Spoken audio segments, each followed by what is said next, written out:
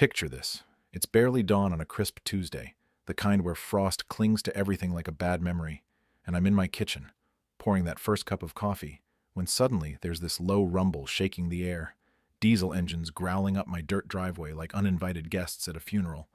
Three trucks pull up, doors slam, boots crunch on gravel, and bang, bang, bang, these HOA board members are hammering on my front door, waving some demolition order like they've just won the lottery, demanding I tear down my family's 150-year-old farm because it's an eyesore that's supposedly tanking their precious property values. Little did those smug bullies know, I'd just been elected the new HOA president the night before. They were too high and mighty to even show up to the meeting. And man, the look on their faces when I told them, priceless. Let me rewind a bit, pull you into my world here. I'm Jack Harlan, and 2 years back, I lost my wife Emily to cancer. She was just 42, the type who could make a rainy day feel like summer with her laugh. Her vanilla perfume still hangs in the old house sometimes, whispering memories that hit you right in the gut. After she passed, I was stuck in this soul-sucking corporate job, staring at spreadsheets and conference calls that meant nothing anymore, especially when my 15-year-old daughter Lily was crumbling without her mom, trying to navigate high school like it was a minefield. Emily's last words echoed in my head. Take Lily back to the farm, Jack. Let her feel those roots we talked about. And so I did, packing up our suburban life 6 months ago, trading traffic jams for open fields at the Harlan farm, 52 acres of rolling hills and weathered barns that my great-great-grandpa Elias claimed in 1872, back when survival meant grit, a sturdy plow, and knowing your land like a best friend. The place had seen it all, the Dust Bowl choking the life out of everything in the 30s. But we dug in deeper. Market crashes that wiped out neighbors, that brutal drought in 82, even a twister in 95 that ripped the porch clean off, yet we rebuilt, board by board, because quitting just isn't in our blood. Lily griped at first. Who wouldn't, swapping malls for mucking stalls? But watching her out there with our old mare Daisy, brushing her down while humming Emily's favorite tunes, yeah, that sealed it. We were home. That's when Victoria Langford slithered into the picture, every inch the suburban queen bee, 50-something, cruising in her sleek black SUV, parking like she owned the road, her husband Richard flipping cookie-cutter houses for a living, turning farmland into beige boxes. She'd been lording over the Willow Creek HOA for 7 years like it was her empire. Formed in 85, mind you, over a century after Elias drove his first stake. And suddenly, my rustic charm was a threat to her vision of perfect lawns and matching mailboxes. It started small. 3 weeks in, I'm knee-deep in fixing a leaky trough when her SUV hums up, followed by 2 pickups with her lackeys, Tom Wilkins and Ray Dawson, trailing like obedient shadows. Victoria steps out in heels that sink into the mud, hilarious really, waving a clipboard, her perfume clashing with the hay like oil and water, rattling off violations. Barns too dated, fence encroaches by inches, surveyed before her HOA even existed. Horses smell too farmy, and our rooster Bucky crowing at dawn. Noise pollution, apparently.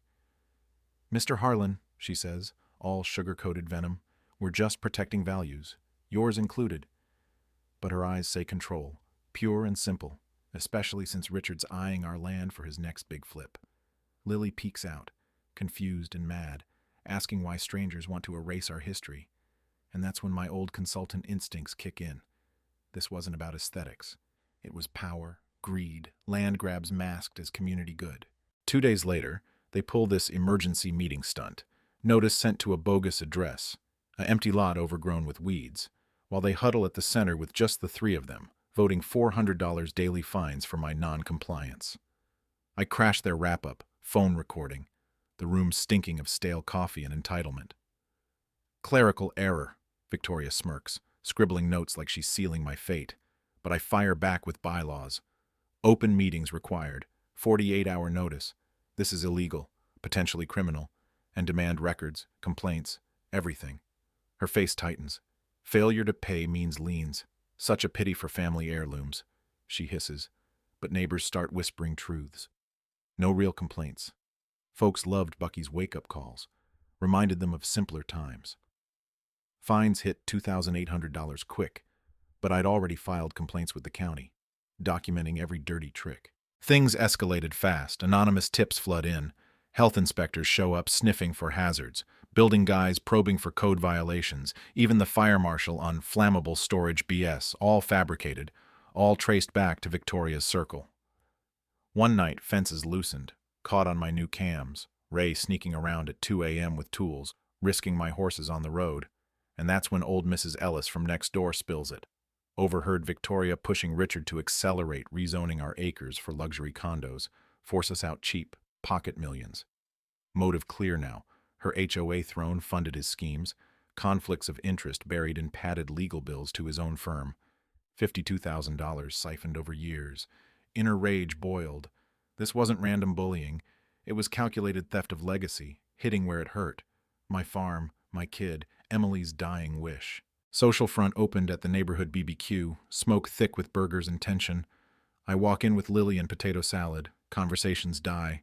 Victoria's there spinning tales with Photoshop pics of my derelict barn, rust added digitally, garbage piled in edits. Unstable influences, she broadcasts.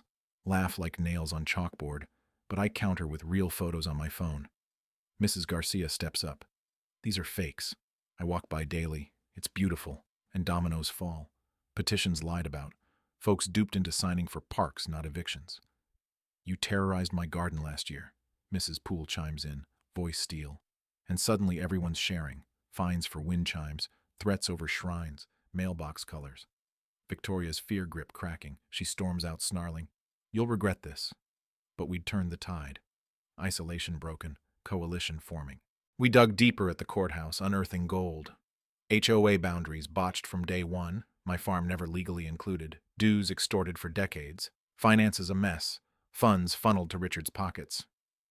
I loop in my old contact at the AG's office, nonprofit fraud screaming from the pages, and we plan.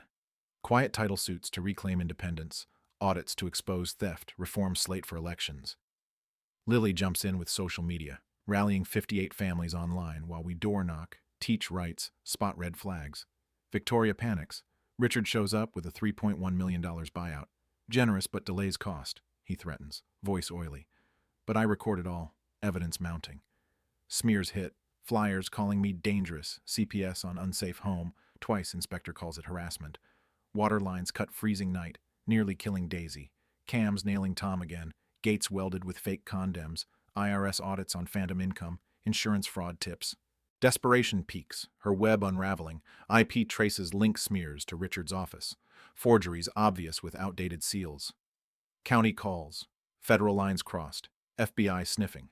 Election night explodes, center packed, 82 folks, media rolling, iPlay recordings, flash docs, residents unleash stories.